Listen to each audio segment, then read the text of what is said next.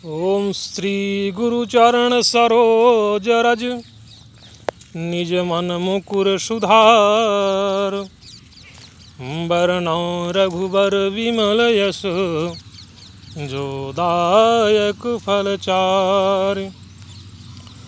बुद्धिहीन तनु जानिके सुमिरौ पवन कुमार। बल बुद्धि विद्या देहु मोहि हरहु कलेश विकार।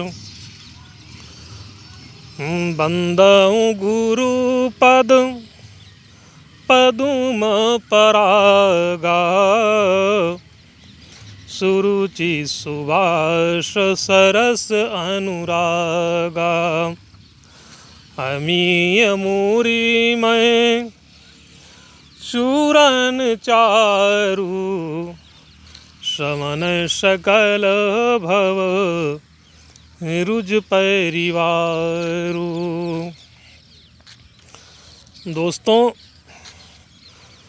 जब सुदामा जी की पत्नी परमादरणीय सम्माननीय गुरुवर श्री सुदामा जी की पत्नी परमादरणीय वसुंधरा कहती हैं कि आप द्वारिका जाइए, तो सुदामा जी कहते हैं, बहुत मार्मिक ही प्रसंग है, कह रहे हैं, शिक्षक हूँ सिगर जग को तीय, ताको कहाँ तुम देती हो शिक्षा।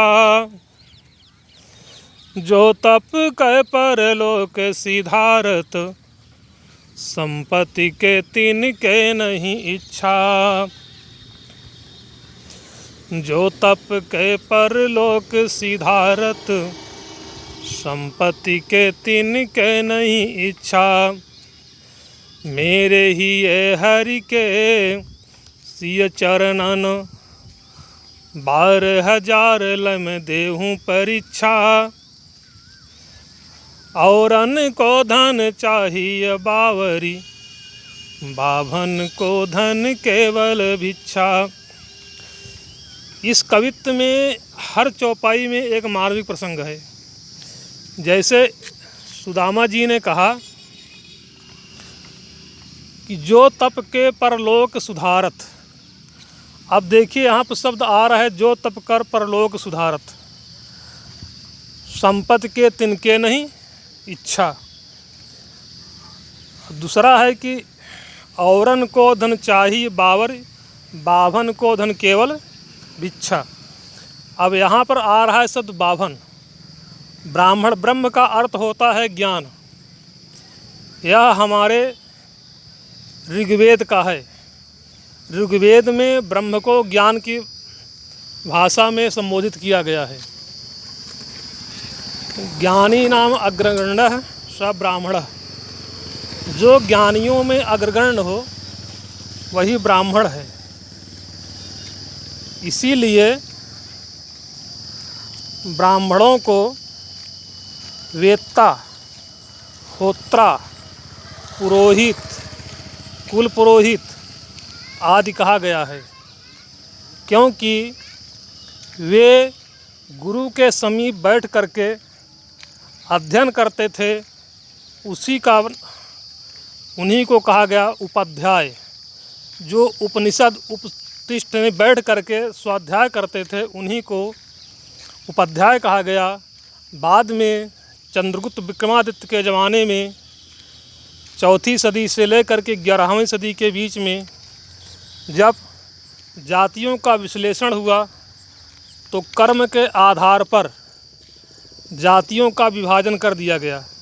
जैसे काय का अर्थ होता है लिखना, अर्थात जो उस समय लिखा पढ़ी का काम करते थे उनको कायस्थ कहा गया, यानी बाद में लाला हो गए। उसी प्रकार के जो जीविकोपार्जन के लिए कथावाचन, पूजा पाठ आदि का कार्य करते थे, उनको ब्राह्मण कहा जाने लगा, यानी ज्ञानी। पुंगा नाम श्रेष्ठ स ब्राह्मण। ब्राह्मण यानी लोग कहते हैं पोंगा, लोग कहते हैं पंडित जी तो पोंगा हैं। पोंगा अर्थ क्या होता है? पोंगा शब्द जो है पुंगव शब्द से बना है।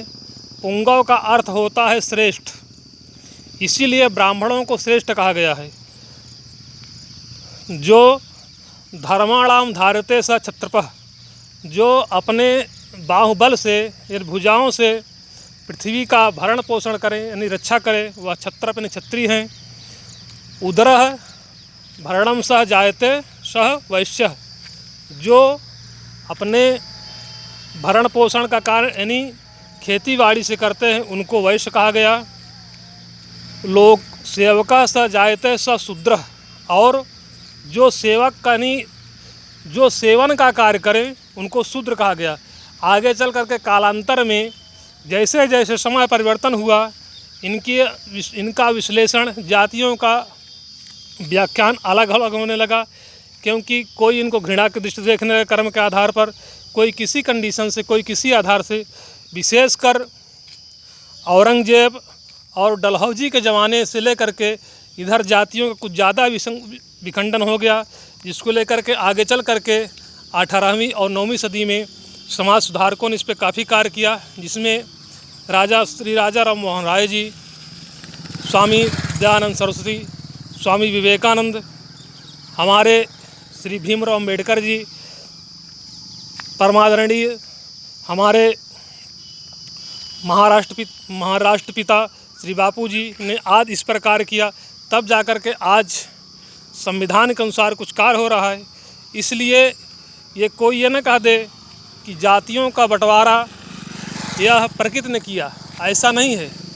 हमने अपने आप एक कार्य के आधार पर जातियों का बंटवारा कर दिया, क्योंकि इसी बात को लेकर के मेगस्थनीज ने अपने इंडिका में भारत में 7 जातियों का उल्लेख किया है, जबकि देखा जाए तो 4 ही हैं उस आधार पर, लेकिन मेगस्थनीज ने अपने इंडिका में 7 जातियों को उल्लेख किया है।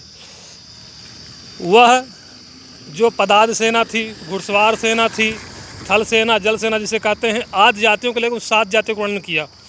तो कहने का मतलब यह हुआ कि जात शब्द जो है यह बहुत ही भ्रामक है, इसलिए हमको आपको जात पर न चल करके भारत का जो कंट्रीवेंसी यानी भारत का जो संविधान है उसी के अनुसार मौलिक अधिकार और राष्ट्र के प्रति जो हमारा कर्तव्य है उसी के अनुसार कार्य करते हुए देश के प्रति समर्पण की भावना से कार्य करना चाहिए, क्योंकि कहा गया है होनहार बिरवान के होत चिकने पात, इवेंट्स कार्ड्स देयर साइडोज बिफोर, यानी एक